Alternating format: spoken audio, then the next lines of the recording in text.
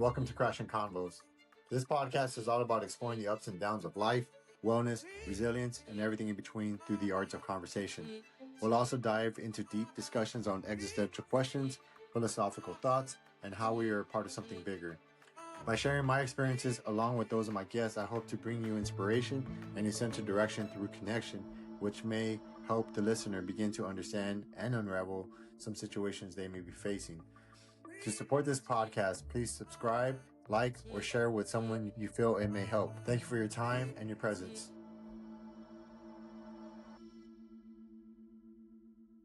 All right, welcome back to another episode of Crashing Combos. Our guest today is no options expert Ty Gibson. Ty has faced challenges that would stop most people in their tracks, including 3 organ transplant surgeries, yet he's managed to build a 30-year career in sales and run 2 successful businesses for nearly 2 decades.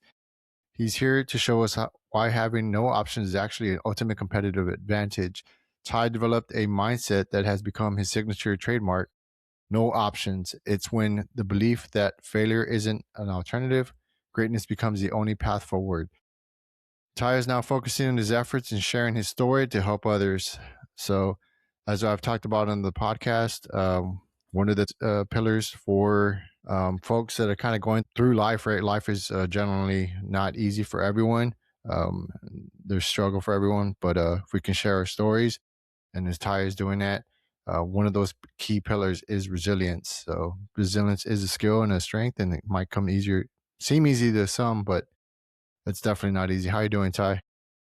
I'm great, and I appreciate you having me on here today, man. I'm excited to be here. Yes, sir. Thank you for coming on. Yeah. Well, first of all, thank you for what you're doing, because I tell you, you mentioned it, man. We all deal with things, but it's not always easy, right? And so I'm glad people are out there trying to champion this thing and talk about it. So again, I appreciate you, and I want to jump, if you don't mind, I'm gonna jump right into my story. Yeah, go ahead. And just kind of tell you guys where I've been and why I'm doing what I'm doing. Well, I grew up in Southeast Texas, where Louisiana and Texas meet on the coast. And I was one of these, he raised me where, and a lot of us raised the same way, but my parents were one of them, dust off, boy, you'll be all right. Nobody wants to hear your problems kind of thing, right? And that's kind of the way I was raised, and they didn't treat me any differently. But at the age of 8, I was diagnosed with juvenile diabetes. And now I'm going to age myself a little bit here. So this was back in the late 70s. So I'm 56 years old right now. And so that was back in the 70s. But I'll tell you, we did not have the technology that's going on now was not there, as we know, and that's across the board, but in the medical field as well. And so I mean, trying to manage blood sugars, trying to manage your diabetes, it was challenging. And then I was just a normal kid, man. I like to fish and hunt and play sports, and I was that. My dad was the coach of our baseball teams, and I mean, it was just, we did everything. So I didn't get treated any differently. So I've dealt with this brittle diabetes, but at the age of 10, I had been through so many just battles with this, trying to control my diabetes. We never could get there. So my parents found a doctor over in Houston that was a specialist, and they were working on diabetes at a much higher level. And so we went over there, and they were at the time was working on with a machine that was a chemotherapy machine, where they would put insulin in the chemotherapy pump, and so that it would give you insulin throughout the day versus just shots. And so anyway, I was a few months of just going through testing and all this. They put me in the hospital, and I went through a research phase with them with this pump, and it was basically replacing the shots, but just trying to regulate it and all that stuff. It was pretty good. It was a long battle, and so the first pump I had was 1 pound 9 ounces, which is crazy because I had this box basically on my side, and again I still played sports and, did everything as a young kid does. And then over the years, I was then involved with the different technologies. So when the pumps got smaller, they got this, they got that. And so over the years, this thing just developed into this. Now, as we all know, the insulin pump is all over the place. I mean, we all know people that probably wear one. But so I was early on in that study, and then I'm going to fast forward. So I went through years of this pump, different iterations of the pump, and college, and I went through college, and I went through different like high school as a teenagers, and all these different things, right? Well, at the age of 30, my kidneys failed. I go into the doctor, and they said, "Man," and I'm like, "Man, I'm exhausted. What's going on?" So they did all these tests. They came back and said, "Hey, your kidneys are failing." And he said, "Really, really, I hate to say this, but you need a transplant." And so I never had been down that road before. So I was like, "Well, doc, you got to explain more. What does that mean?" And he says, "Well, the other thing is you have such brittle diabetes that if we just transplant that kidney, we're afraid we're going to continue to go through kidneys." He said, "But there is a doctor in Baltimore, Maryland, that is doing a research on a kidney and a pancreas transplant at the same time." And he said, "But I don't know." He said, you could be a candidate, you may not, but we'd have to find that out." So kind of fast forward, we went out there, we tested, we were absolutely a candidate for this dual transplant. So just to kind of stage it up, I'm getting a kidney from a living donor, but I can't get a pancreas from a living donor. It comes from a deceased donor. So I go out there, and my mother, who's 60 at the time, tests, and she is a perfect match for me. And she said, "Ty, if I am a match for you, I want to be your match." She said, "God gave me 2 kidneys, and I think one of them's for you if you need it." So here we are, right? So she said, "I'm giving you the kidney." Now they go through the test for her and all this, and everything's great. And then so now I'm on a list waiting for an unfortunate situation to happen so that I can receive a pancreas. And, that's always kind of a challenging thing. I always think about that because someone went through something, obviously, that was tragic for me to receive that organ. And I've never met the family, but I always say, I just want to, at this point in time when I talk about this, is always say, I'm very, very, very thankful for they made that decision to be an organ donor. And in a situation where no one can control, they were able to give life to somebody. So I'm very thankful of that. But we go through this. So I'm on the list. I'm waiting. And I was told if you don't go on dialysis, that you have a much better chance of the organ not rejecting. So I was trying my best not to have to get put on dialysis. I would go to work every day. I would come home, and I would go to sleep about 6 because I was just wiped out. It took everything I had to get through the day. In fact, a lot of times at lunch, I just go find a spot and just take a nap, just to try to get through the day. But I was going to bed early and trying to get up, to make it. But so Super Bowl Sunday in 1999, I stayed up later than usual to watch the game, and about halftime, I finally went to bed. Anyway, I'm out, and the phone rings at midnight. And immediately I realized it was a 410 number, which was the Baltimore number. And I'm like, immediately my nerves started pumping, right? So we get the call. I call my mom. We get her ready. But they call and they said, "Hey, there's been an accident, and it looks like that there's a pancreas that matches you perfectly. We're doing some procurement work on it right now. We're trying to get it ready, but we want you to mobilize to Baltimore." So immediately we grab our bags, we all head out to Baltimore, and it's like the movie. So everything is it's busy, it's running around, and you're but then you get there and you wait. So and you have to go through all the tests. You get the IVs hooked up. You're signing documents. It's just a long process. But anyway, so we get there. It's a 16-hour surgery. I'm in the middle. My mom's on one side, and then there's a team working on the organ over here. So 16 hours later, I received a successful transplant. When I woke up in recovery, my mom was sitting there, and which was amazing in itself that she was right there. But son, right after that, I felt better, believe it or not. And yes, I was on a lot of medications. I get it. I was on, but I mean, like that's just the color of my hands and my skin because, the doctor said when he was sewing in that pancreas, that kidney from my mother, that it started working, which was another amazing story because sometimes it takes a couple days or weeks sometimes to get that thing finally working, but it started working immediately, which was, again, just a crazy, amazing story. But we get through that. And I'll tell you, I felt better, but at the long run, when I came out of that, I was taking 65 pills a day. So 65 pills a day, all in 2 organs in your body starts to really try to go, what is, your body's naturally going, what's going on?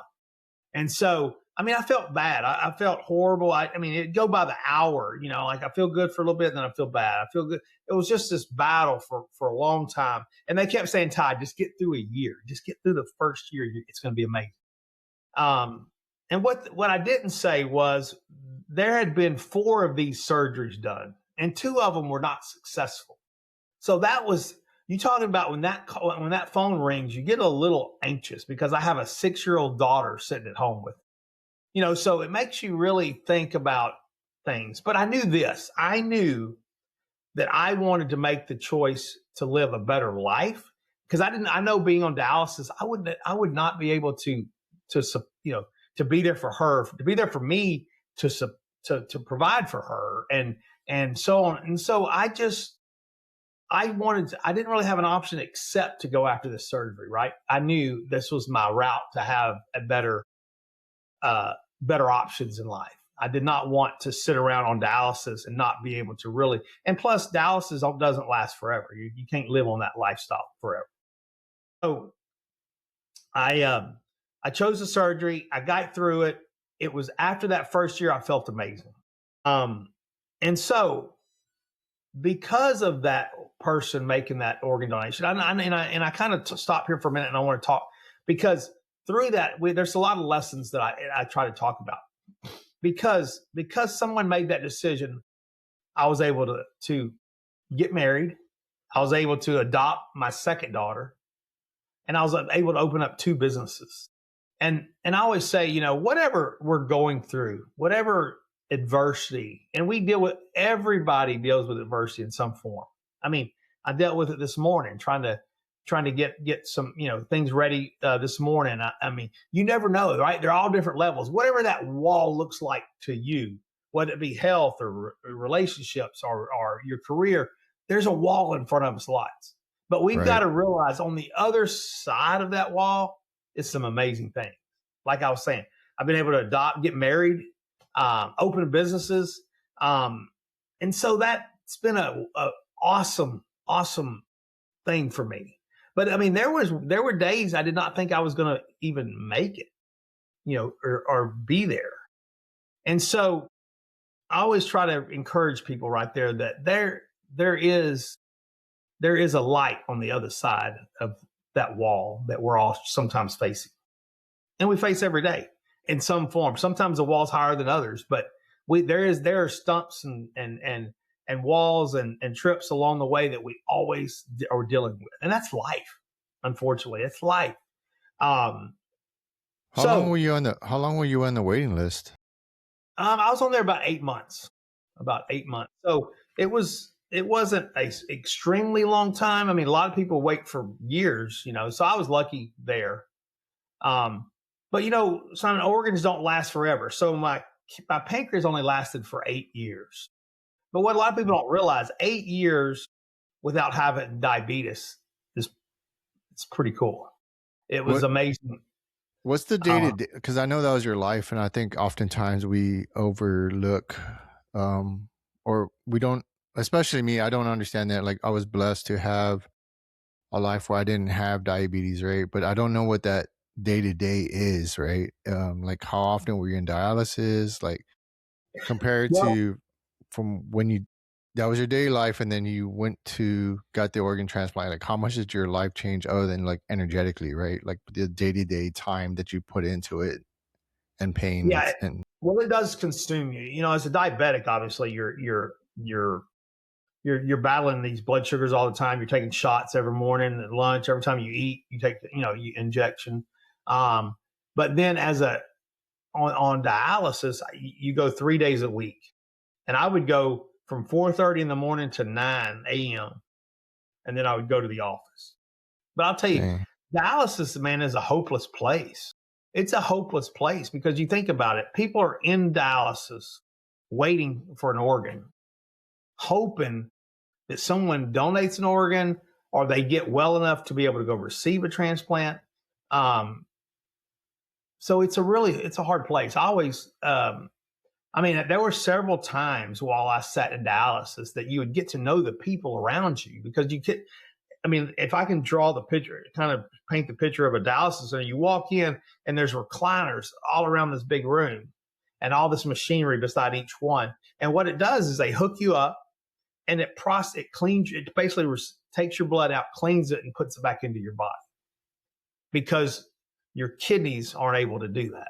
And so, and it's exhausting. I mean, you leave there, you're exhausted, and so, and then there were times you come back and the people that you got to know that were in certain recliners, because we all had our certain chairs that we usually sat in, and you go, hey, where did he go?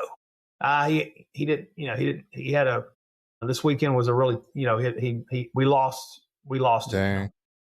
So it's just it's like a daily, like a reminder, that we're all continuing reminder that, yeah.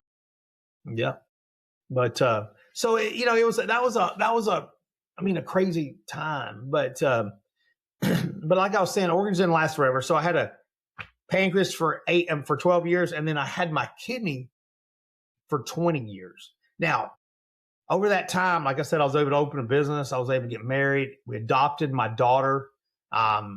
Was an absolute blessing. And then, and we opened these businesses. Well, at this time, I'm on that. When my kidneys failed again, and 20 years later, I have around 45 plus employees. I'm highly involved with my businesses. So I would go from 4:30 to 9, 3 days a week. And then I'd go into the office and I'd have to put on this kind of face after I left there. I'd stop and, get me some water and kind of just get ready to try to go in there and energize the team and let, I was the leader of our company. And so that was always really challenging because I want to go back and tell you why, because I told you I was raised where I didn't really tell people what, because my dad taught me to dust it off and you'll be all right and get through it. Right. And so I never really shared my story. So there was a lot of my employees that didn't even know I was going through dialysis. In fact, most of them didn't. But I never really shared that, but I did go. We went down to a family reunion to my wife's side, and she asked me. She said, "Ty, do you mind sharing my story with our extended family?" They keep asking. I said, "Absolutely, I'll be glad to. If they want to hear my problems, that kind of thing." And so I told them. But on the way home that night, I got like 4 text messages that said, "Hey, thanks for sharing. We're going to sign up to be organ donors."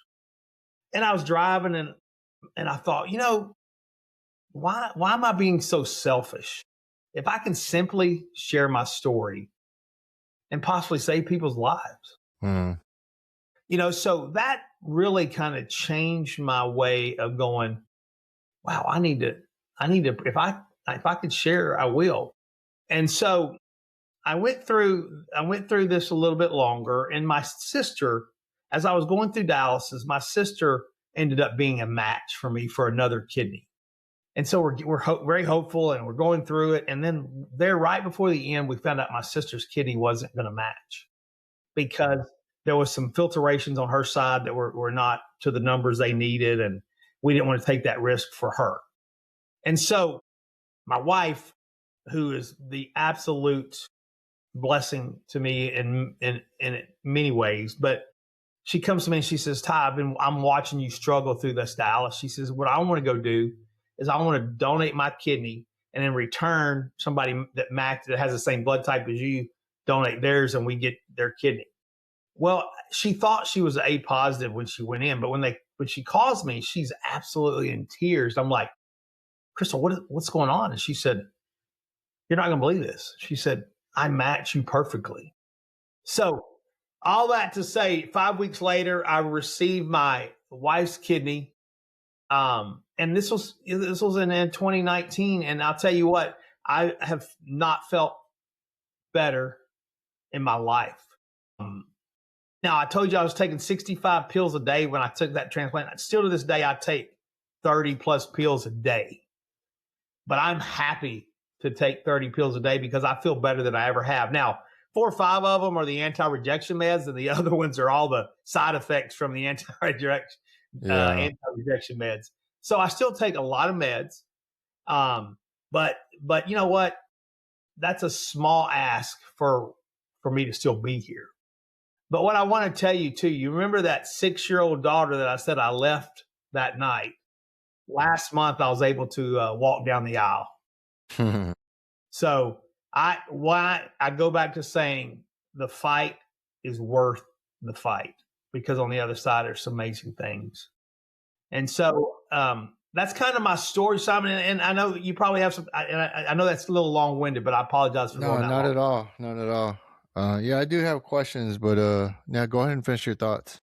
Well, and through this, I, people ask me all the time, going, Ty, how did you get through this? I mean, where was your mindset? What were you doing? And so as I dove into this, I kept thinking about it. And then we were blessed about 1.5 years ago. There's a company came along and purchased both of my companies, and it gave me some time. I still work. I'm still working with the company, but it took a lot of the day-to-day off of me. And my wife said, I said, Crystal, what am I going to do with my time? And she says, I know what you ought to do with your time. And I said, what is that? She says, go tell your story. And so that's why I'm here. But through that, I have 3 quick steps. If you don't mind, I'll run through them real fast. Go ahead. Take your time. So when I deal with adversity, when I look at adversity, and if you can't, and if you're out there and you guys are dealing with stuff, write this down. This is a simple step, because the word of staying positive or thinking positive is such a big word. And when you're in the trenches and when you're in the ditches, that you can't relate to that, right? Be positive. And so, because I can tell you, I mean, there were times I did not know if I was going to make it either way. I mean, there were a lot of questionable moments if I was even going to be here. But the number one thing I think about when I run into adversity is the first thing is grow or die. That's the question myself. Am I going to grow or die? And that's what we do, right? We grow or we die. And are we going to let whatever's in front of us, win?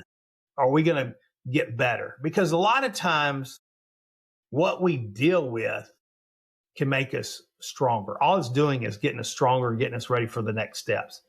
And then number 2 is hope or despair. And that's how we think. Are we going to be a negative thinker or a positive thinker? Are we going to be, the victim type thing? Poor me. Why did I have 2 transplants? Why did I have to have diabetes? Why? Why me? But just to think of, be very hopeful. Find the silver lining in it. That, man, I'm so glad I'm here. Not because, I'm glad I'm only taking 30 pills a day instead of 65 pills. I mean, be thankful. And that's how we think, is hope or despair, positive thinker. And then number 3 is humor or drama. And that's how we talk, right? And when I say talk, I'm not talking about just in general talking to each other, which I do, which is correct. But a lot of times it's what we're talking to ourselves. A lot of times we are inside talking to ourselves that we can do it. We can do this. Or on the other side, we're saying we can't. There's no way I'm gonna get through this. That is not the way we want to go. We want to be the way we're talking to ourselves and finding some humor in what we're doing. I used to tell people all the time, I mean, I would joke about it. People just look at me like, did he really joke about being on dialysis? But it was my way of getting through it. So I needed that. So again, I'll run through it real fast. Grow or die is what we do. Hope or despair is how we think. And humor or drama is how we talk. And when you do those 3 small steps, it will align a positive thinking mindset. And that's what I call the no option mindset, right? Because it's easier to bite off small bites than to just think, go be positive. So think about it. Well, it's what we do, think, and talk. So when we run into something, think about that. Think about those 3 steps, and it'll help us get through whatever we're dealing with. So those are my 3 steps that I run through. And another thing, Simon, is it's a hard. I mean, the world we live in today is tough. I mean, it is. It's just a hard world, and I truly believe that we've got to lock arms and put our arms around each other and help each other through. So I encourage everybody has a story, and you have no idea what your story can do to help others, as is mine. When I told my story that time, I've had people sign up to be organ donors. And so you have no idea what your story may help somebody through whatever they're dealing with. So I encourage you to share your stories and lock your arms around each other and see how we can help each other. Yeah, definitely. The opportunity to share the stories is along with my own experiences, with hopes that whoever's listening can take what they can from it, use it for themselves, apply it, at the very least, leave with a different perspective or understanding. I feel like most of us don't. I mean, not for nothing, but we get kind of caught up in our own world, and we don't. We forget to learn how to, one, communicate, and 2, empathize and understand. Right? It seems like everyone's trying to win right now at something, and there's time for that, but there's also needs to be time for this, right? Because I don't think we're meant to go to this world alone. I don't think that's where we're designed. And it's wild too, because I kind of share with you during the pre-interview about I'm on the opposite side of it, right? I had the opportunity to share an organ with my sister. And this was when I was active duty, and that was crazy, because I just felt like I needed to do that. Like I knew I was the one to do it, and I chose to do it. And yeah, it what's it called? Texas Donate Texas Life. Organ Sharing Alliance. Yes. Right. So we went through that same system. And I never really noticed the dialysis places until after that or during that. And then I noticed them everywhere. I know you said when you're brought up, do you think your siblings would have handled what you went through in a similar manner because of the upbringing? I think it had a lot to do with it. And I do. Yeah. Both my brother and my sister are I feel like are very similar, because we've had these conversations as well. But I do. I think it was just, and at the time, I felt like it was, and I used to look back and go, man, is that being cruel? Or, I mean, they were just kind of hard, a little bit harsh on us as far as the way I thought as a kid. But I think looking back, man, I really believe on all 3, 3 of us, my older brother, Todd, and I shouldn't say, my older brother, Todd, and my sisters, between me and my brother, we all have that mindset. But I mean, there were just times that I felt as though, this was really hard, but it really, it set the path for our future. And all 3 of us have been through different things. Although I will say my sister my dad was a little easier on my sister than he was my brother, and I always had to get that in there. Yeah. But I do think our child bringing up really kind of set the mindset for that, because here's the thing, our mind is so powerful. It really is. And people don't, and I've been able through all this to really dive in and study more of the mind of how it works. And it's been absolutely amazing to me to hear how powerful our minds are. I mean, you know, I get to visit with different experts in that field quite often, and I've been learning so much about it. You know, and I'm gonna real quick. You know, that 1%. Everybody's heard that 1% story. You know, and it's kind of, it's just the way our brain works too. But if we can do a little bit each day, and when I say do a little bit, think a little different. Every time we see something, I mean, everybody knows that person, the first thing they think of is negative. But what we're trying to get to is the first thing we think about is positive, so that your brain starts to go to the positive side, not the negative side. So neuropaths, right? We're developing these neuropaths, and that's how they're habits. Our habits are really what we create to develop our positive mindset. Because if we create our mind to start having a habit to think positive, then it will. It's very similar to a muscle that we go to the gym, right? If you go to the gym and you work out one day, if I went over to the gym today and came back and looked in the mirror, I'd be going, man, I didn't do anything. But if I did it every day for months and months and months and years, I'm going to come back and I'm going to go, wow, man, working out has been really helpful to me. It's the same way our mind is. We've got to start little steps of thinking positive. And we're not, you know, naturally not, if we're naturally not a positive thinker, you're going to start to see, you'll go to the negative, but correct it, go back to the positive. And then each time you do a little bit more, your mind is going to start to see that development as a positive thinker. So think of it as working out. We're not going to change it overnight, but it's a small steps every day. Yeah, the way I like to visualize it, and I agree with you, the mind is a very powerful thing. Joe Dispenza kind of talks about it. But with that, the visualization I like to think of is kind of like, so like the default setting is like a natural kind of groove, right? The more stressed out we are, we kind of just fall into old patterns because that's just our default setting. But to consciously, actively create a new neural pathway, right? That's like trying to create like a new groove in the brain, right? And it's after, you know, it takes a while to kind of get out of that rut, and then once you kind of get over it and you continue to do that, it starts to create that new pathway. So that's kind of how I like to visualize it, is just a train or whatever you want to use, a car or just a line that you're just trying to get through that mud and then create that new rut. So that's that positive. So that becomes the default setting. Yeah. It's interesting because not to say that I was, learned behaviors are an interesting thing. But before I go there, I'm curious, cause I've been thinking about this quite a bit. Shortly after, and it was a culmination of different things for me, I believe, perhaps.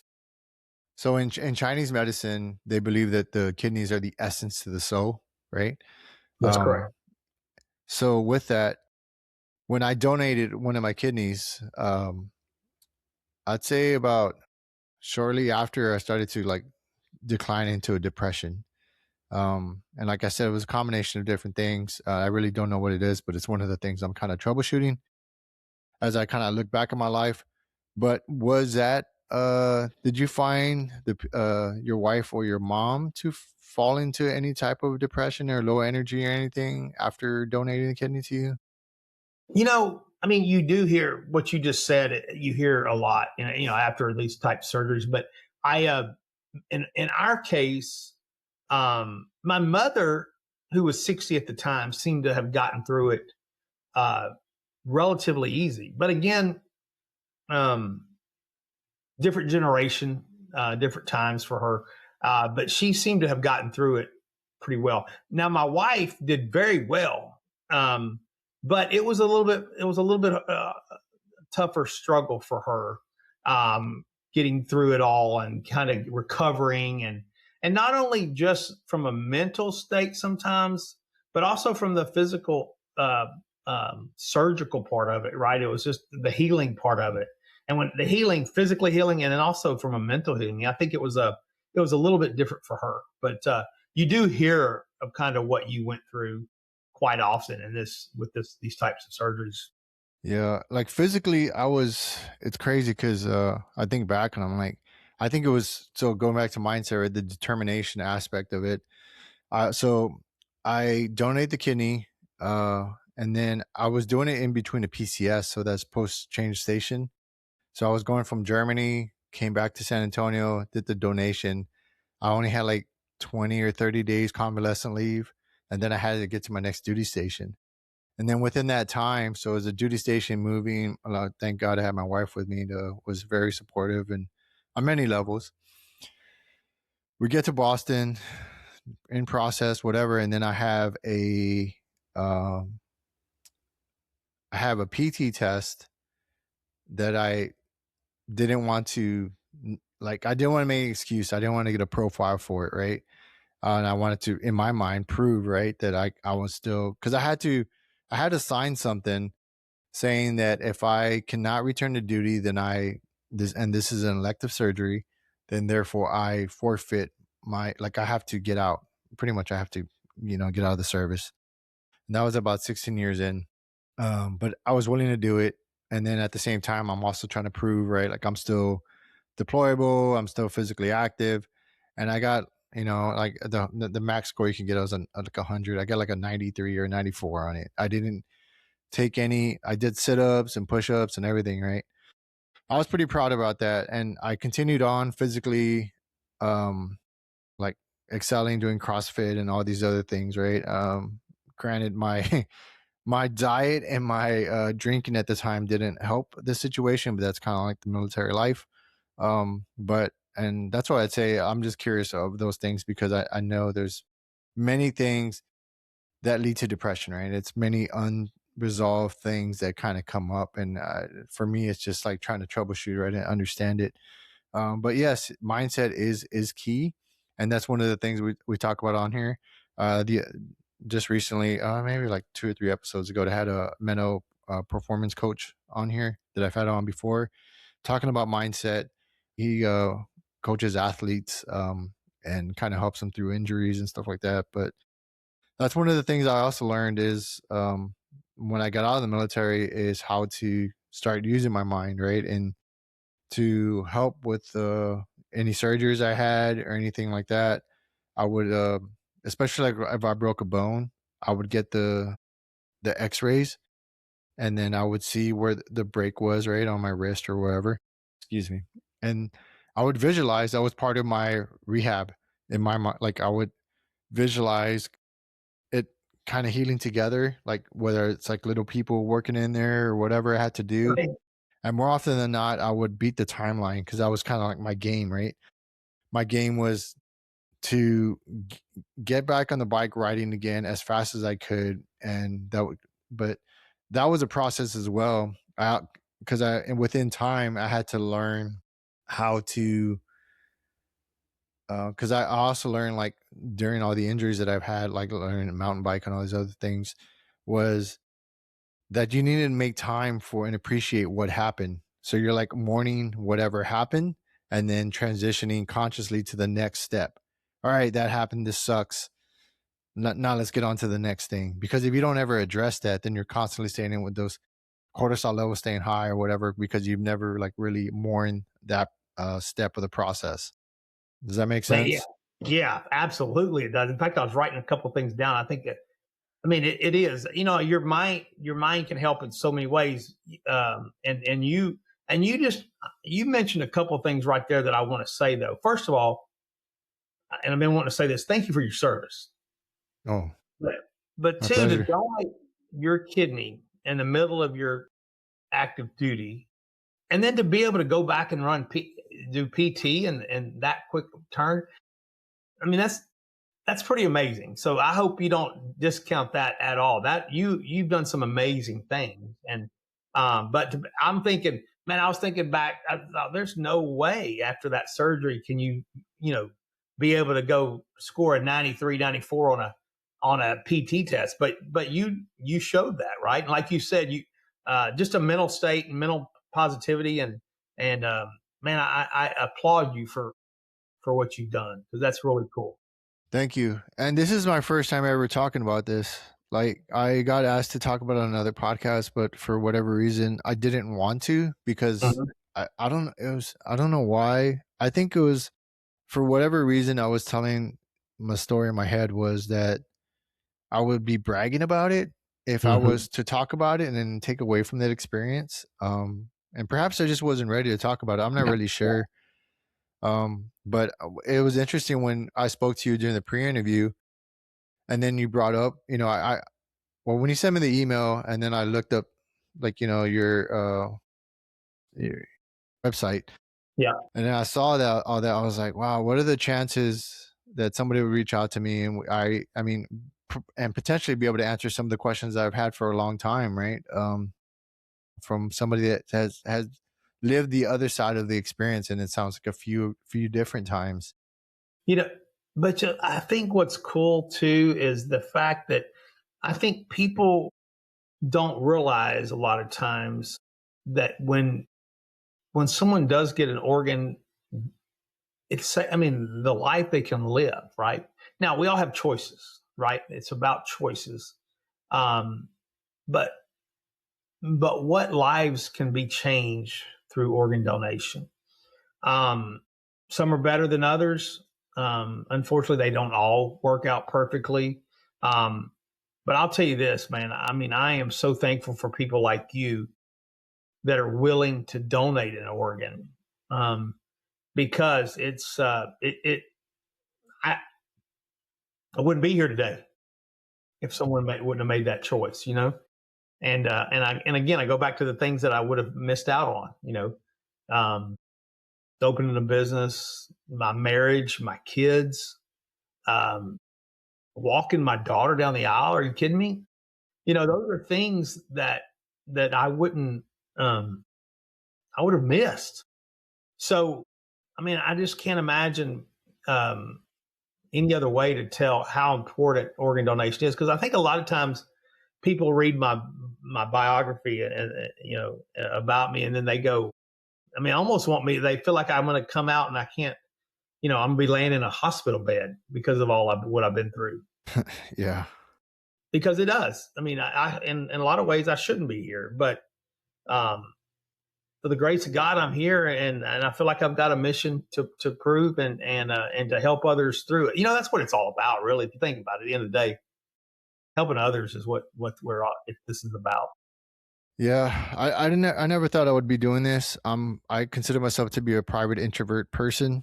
But it was one of those things that I had to learn to override, because I did have and I've talked about it on here before, but I had a suicide attempt in 2017, prior to, and it was a combination of things, right? Military, childhood, as I'm learning, a whole bunch of things. But I say all that to say, in the military, they would often talk about being a leader, right? But it was it. If my memory serves me correctly, I don't recall too many leaders that were vulnerable in the way of like talking about like whatever they're going through mentally, right? Because I don't know. Perhaps it was a generation. Perhaps it was. I mean, number of different things, right? Not knowing how to be vulnerable, because that's a scary thing, right? To be vulnerable with somebody, and then they take advantage of it or they make fun of you or whatever, right? But with all that, it's I kind of decided to do this, and I really didn't know how to do this, and the podcast was the best way to. I mean, when I first started out, it was kind of just talking about whatever, right? And it was kind of fun or whatever. But then it's after time, like with anything, right? It's like a sculpture. You start stripping it away until it kind of Right, reveals itself. You understand what you right, don't like.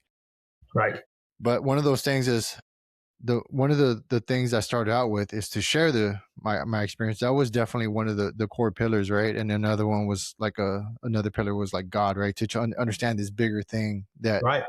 I'm trying to understand for myself, because it's how can you understand something as big as God, right? So to have these conversations, these experiences, and these miracles, right? These miracles happen every day, but not everybody shares them. But if other people can hear them and share them, they can start to ask the questions themselves. Well, that's okay, because I think it's you know, I think the point of it is sharing our stories. And you talking about, you know, vulnerability with leadership. and I think the generation thing for sure, right? I mean, I think, I think about my dad and my grandfather and people that I looked up to, and um, a lot of that was they didn't want to show any sides of their I guess their, I wouldn't say weaknesses, but things that they dealt with, right? I mean, they didn't talk about it as much. And I think over time we realized that we're all human.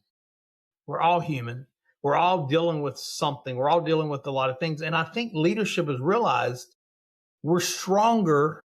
We are stronger leaders when we can open up and learn from each other. Leadership's not about being a dictatorship type thing. It's about empowering others to be able to go do what they're good at, right? Finding the best in others and pouring into them, right? Right. And so I think, and I'm very thankful for what you're doing though, Simon, as far as talking about it, because I didn't come out of the military, but man, I can't even imagine what you guys go through. And you're talking about I can't imagine more powerful mindsets than you guys that are in the military, because there are times, I mean, you're tested a lot. I can only imagine, but I think what we realize is in these times is we've got to get it out. We've got to talk about it to help others, but also help yourself process some of the things that we're going through. Right. So Yeah. I applaud you for what you're doing in that. And I think, and again, I was the same way. I mean, I was taught no one wants to hear my problems, right? So I had all this, nobody wants to hear about it. I mean, I have some of my best friends that used to not know that I was even going through a lot of this stuff. And they thought that was the craziest thing. And I thought it was just as normal as big. I didn't want to bother y'all. I was going to, I was in a hospital for 2 weeks. I didn't call nobody. What? Mhm. But I also believe that we learn from each other's stories, and I hope the people listening out there realize the more we can tell our stories, like yours, like mine, and everybody has one to some form or fashion, right? But because you don't know who's going to pick up on it. And I do this because if I can help one person, it's worth every minute, second of it, right? And I can tell you this. I mean, as I've been doing this, Simon, I get calls from my junior high football coach. I get calls from people that I went to college with from years back, and people I don't even know that call and go, I needed to hear that today. Thanks for sharing. And you never know what it is, right, that they needed. Yeah. And you just brought up something, well, something before I forget. One of the things that I had in my mind, I'm not sure if they briefed it to me. So anybody that's willing or considering giving donating a kidney or whatever, right? One of the things that I interpreted, whether that was what their intent was, but during the briefings, right? Like, hey, this is going to be your life after this. You can't do this, you can't do that, or we recommend you don't do this, you don't recommend you do that. And at the end of the day, to each their own. But I thought in my mind, my physical life, my physical, I don't know what to call it. My sports, because when I heard that, I was like, well, I don't play football anymore, so because they're like, you can't take any impacts or whatever. Like, because if you lose that one, then you're kind of SOL, right? So that's kind of what I understood in my mind. However, maybe it's my hard headedness or just me walking my path or whatever, but I started mountain biking, right? And I got really into that, and it's helped me in so many ways, not only physically, mentally. I got out, I got off meds, like my SSRIs, the PTS stuff. So I got off of that. But that was through getting out in nature and all these things. But I say all that to say I have not only lived out my physical, like I've done things that I never thought I would do again, and that was post donation. I crashed a crap ton. I I mean, my nickname was Crash. That's part of the name of the podcast was Crash Band. Well, my initial nickname was Crash Bandicoot. Then it was 50-50 because that was kind of my ratio to crashing, like just names I picked up. But then I just kind of named it Crashing Convos. And but either way, my point is I've lived a life more physically active than I had in years, right? I mean, yes, the military, but that's like different, right? You in the military, they kind of, I don't want to say put you in a bot, like in a case, but it's like you get in trouble if you get in any serious injuries or if you're drinking or whatever. Like you can actually, there's articles that you can get in trouble with. Article 108, destruction of just government property. It's all about being deployable. So you always have to be ready to be deployable. So if you have any ailments or anything, like you have to get those scored away before your next rotation. But with that, I would play football, but it was like tag. Like we couldn't even play tackle football, right? I mean, granted, I was Air Force, so we catch a lot of crap for it. But I mean, we would still wrestle, whatever, do all these things, right? I still did some martial arts, whatever. But when I was signing that paperwork, I was like, I'm not gonna play football anymore because that was like the height of my athletic ability was football, right? At least from what I can remember, football and baseball, and that was in high school. But then fast forward, last year, no, this year, what year were we in? 2026. Last year, September, I got to go to Whistler to commemorate one of my good friends who actually introduced me to the nonprofit that I've been working with for the last 7 years. He passed away last year or the year before from cancer. But we got to go to Whistler and honor him, right? We got to spread his ashes with his wife and some close friends. And I got to commemorate him by doing some like double black, like steep, like lines in Canada. And it was just like a bucket list thing for most people. And then this past weekend, I did a race where I've excelled and progressed. I mean, yeah, there was a lot of crashing in between and stuff, but my point is that, I mean, whether it was through the grace of God that was protecting me, maybe my guardian angels are just so freaking tired, trying to protect me. My experience, my story, and each person is different. But at least in my experience, I've lived a life that in this past 7 years that most people could ever dream of. And I need to remember that one, especially when I get in the dumps, right? Like we all kind of have our mental battles. I just I try to wake up every morning and thank God and be grateful for what I have, just what's in this room, just, not material things, but like my family, right? And stuff like that. My health, right? My health right now in this moment. And that's why I love and I appreciate stories like yourselves, Ty, where you're sharing that experience because you've lived on the other side of it. You've experienced like what it is to constantly like go through the drudge, waking up and like trying to put on a smile and like show people like, hey man, everything's going well, and not even telling people, not even like burdening people with what you feel your problems were. But now you're on the other side of it, right? You're kind of sharing that. But I think your stories like yourself is so important to share, to at the very least give people the perspective like, damn, like I should be grateful for what I have. I woke up in the morning, I'm not in pain, I have the opportunity to do whatever I want today, because tomorrow is not given to us, or even the next hour is not given to us. That's so true, Simon. And I love what you're saying. I always say every morning, man. And I let me first say this: I didn't, man. I was rebellious. I was that teenager. I was that old, even after my surgery, I was like you, like, man, I can go tackle the world.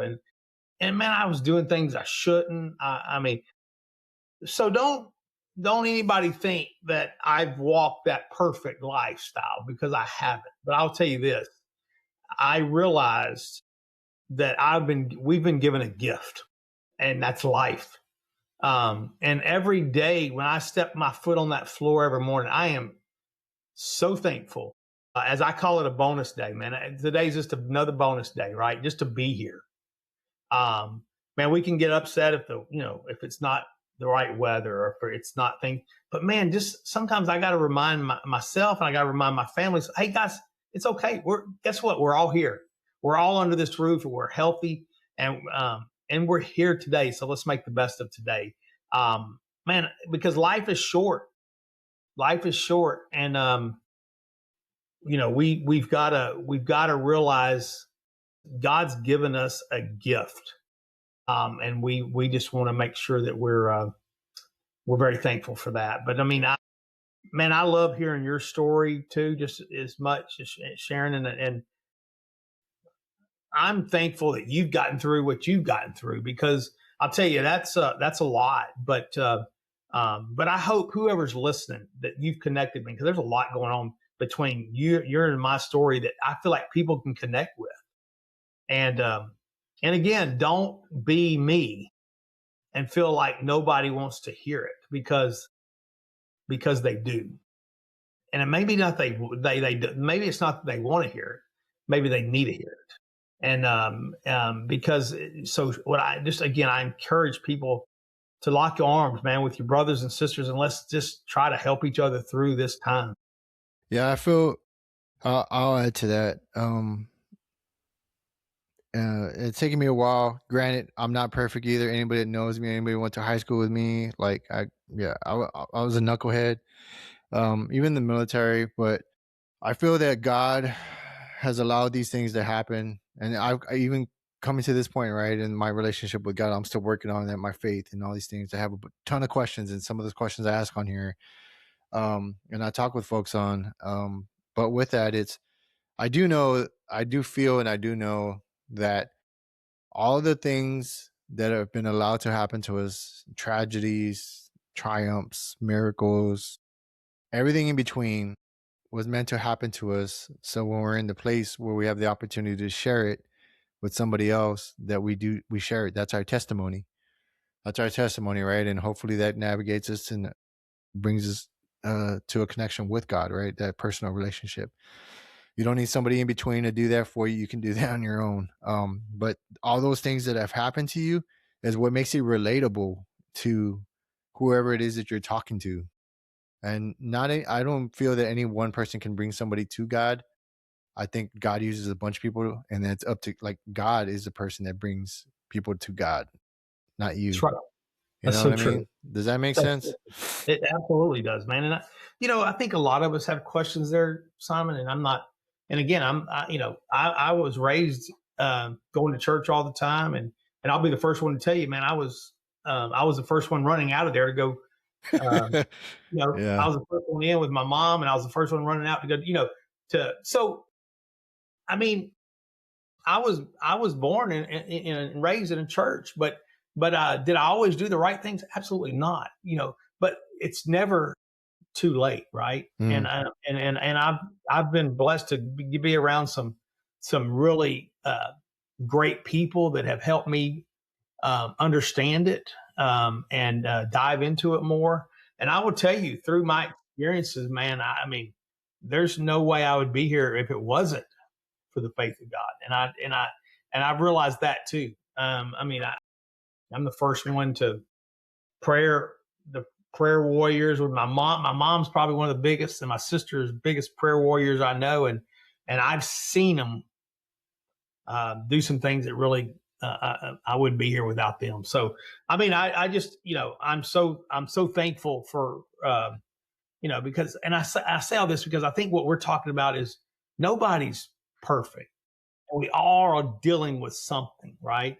And to have the opportunity to learn more about our mind and a positivity, and then also just our faith and how important that is to bring all that together is critical in what we do. So, man, I agree with you. I think there's a lot of questions out there, but there's a lot of people and there's a lot of churches with open doors to help us get those questions answered. And I would encourage people to just reach out to those people, because I've been in your shoes. I've had questions. I have doubts. I've had really, I mean, I had, why would he allow these things to, I've had those kind of questions. Right. And, I'll tell you, it takes, there's answers to those questions, and you get with the right people, that are faithful and know the Bible, and that can sit there and be, a teacher to you. It's amazing when they can really bring that out.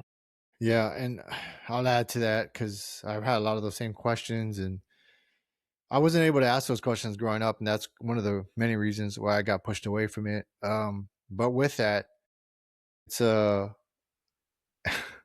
no question that you have has not been asked before since the 2000 years or whatever that's been. And you could go on YouTube if you don't want to go talk to somebody. There's Christian apologetics on there.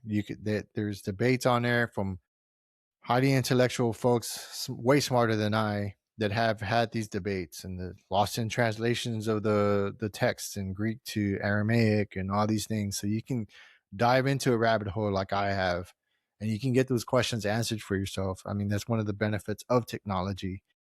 And then you can go and have those conversations with other folks. I've gone into so many rabbit holes now that I'm able to intellectually, like, at least point people to the reference, or to the video or what have you. And I'm like, hey, I thought that too, and this is what I learned. So by all means, like, whatever questions you have, they're probably adopted questions that you got from That's other right. people, because we're so impressionable, especially as kids. And if our uncle or our aunt or our mom or whoever is like, they don't believe because of this, and they say this, like, well, what about this, and that stays stuck in our head, and we don't ever question it until we do question it, and they were like, oh man, that wasn't right, or it's this. So definitely dive down and find the answers for yourselves, and that's how you're truly going to believe, right? And then on top of that, connect those to all the times that you did pray for something and it came true, right? And also think about the ones you prayed for and it didn't come true, and now you're like, man, I'm glad that didn't come true. Those unanswered prayers. That's right. That's right. Yeah. Yeah. And there's science behind all that. There's science is catching up to what prayer is and how it changes us on the molecular level. There's the Rice experiments from Masaru Emoto that shows that. So yeah. So there's all these kind of ways that you'll get to the same answer. But yes, have been, whatever question you have has been asked before. That's right. That's so true. But, well, man, but at the end of the day, just know, if anybody can, just know that, man, your mind, it's up to you. I was telling a guy this just the other day. I said, sometimes we've got to look in the mirror. We have a choice to make every day, and it's up to us. So we don't have to rely on anybody. Look at that mirror and make that choice that today I'm going to make some positive things happen, or I'm going to be the one to make set changes, or I'm going to be the one that starts eating better, or I'm going to be whatever that is that you're wanting to change. It's up to you. Be the change. Be the change, man. And I love that. And so I encourage people, it's up to you. There's nobody, you can't say on anybody, blame it on anybody else. I mean, we all come from different backgrounds. So sometimes things have been harder because of the background or but you know what? At the end of the day, you're the one that can make the change. Yeah, we all have a choice. We all have a choice, and it's hard to see that, but we all have a choice. It may not be the choices we want, but it is a choice. That's correct. And that's kind of where free will comes in. So true. Hey, Ty, where can people find you? Man, I would love you can find all my information on tygipson.com, and that's TYGIP as in Paul, SON.com. But I'm also on, Spotify with Ty Gibson, No Options. That's my podcast. I am also on YouTube. I've got all the channels. If you guys, I would love for somebody to go out, and if you have questions, I'll tell you this too. If you have questions, and I am wide open. My goal is to help people. That's why I do this. And so on my website, you will find my email. You'll find all my different places to find me, but also on there's my cell phone. Call me. I don't mind. I love the opportunity. Just to visit if there's something going on. And the other is to, if you ever, I do public speaking. If there's ever an event that I could come and encourage your group, your team, I'm available for that as well. So thank you for asking that. But yeah, please, that's why I do what I do. Hopefully I can connect with someone. There you go. TyGibson.com. Folks, thanks for joining the podcast. Thanks for Ty for coming on, for sharing your story. Definitely love to have you on again to have a longer conversation about some of these things. But yeah, I appreciate you. And if folks that are listening, please subscribe, share with anybody that you think this might help. And we'll just keep this rolling. Thank you for all your time and your presence. Thank you, man.